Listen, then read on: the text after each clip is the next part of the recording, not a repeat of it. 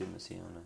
Puisqu'on s'occupe aussi de la danse roune, la danse du pays ici, qui est une danse traditionnelle qui reste toujours à peu près vivace. Et avec Nicole, tout ça, on s'est occupé à Arvrobagan, en plus du théâtre et avant le théâtre, à faire aussi du collectage et à animer donc des groupes de danse traditionnelle comme ça. En fait, tout ça s'est mélangé en fait. Il n'y a pas eu de rupture. Pour moi, il n'y avait pas de rupture entre la médecine, par exemple, et puis la vie de tous les jours, ou la culture bretonne. C'était un ensemble. Et puis on s'est engagé chez des gens, et puis d'une année à l'autre, ils veulent qu'on retourne. On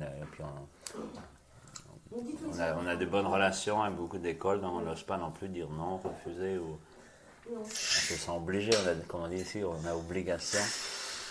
Et c'est un petit peu ça aussi qui fait qu'on n'ose pas dire non toujours. Trop gentil, quoi.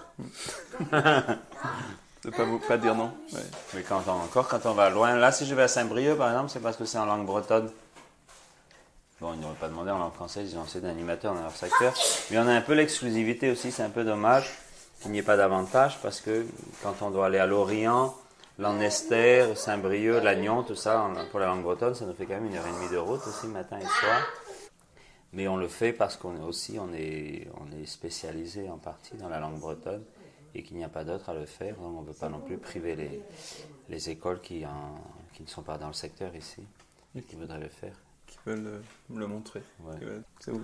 C'est pour ça qu'on œuvre beaucoup dans les écoles d'Iwan, tout ça, les écoles bilingues. Et puis dans nos spectacles, on intègre aussi beaucoup d'enfants, comme spectateurs aussi, comme acteurs, quoi. C'est un peu une troupe familiale dans les grands spectacles où toutes les familles viennent avec leurs enfants, c'est assez intéressant. Ils arrivent à l'adolescence après, il y en a qui sont là depuis 10 ans, ils deviennent adolescents, ils changent de registre après.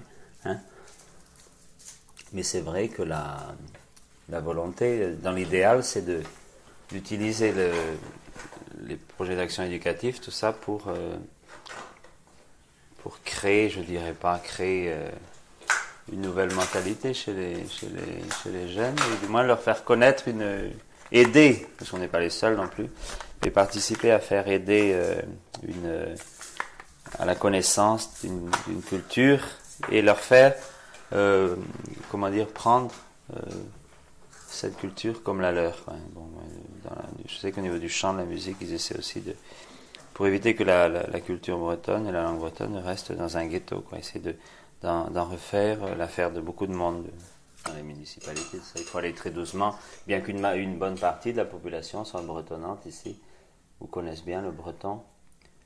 On sait très bien que ce n'est pas leurs idées forcément, Ils le sont un peu malgré eux. Et il faut donc aller très progressivement pour faire admettre à tous que finalement ce n'est pas une lubie comme ça d'intellectuel, mais c'est vraiment une prise en compte d'une réalité et puis d'une valorisation de leur propre culture à eux, parce que les gens sont très dévalorisés depuis longtemps.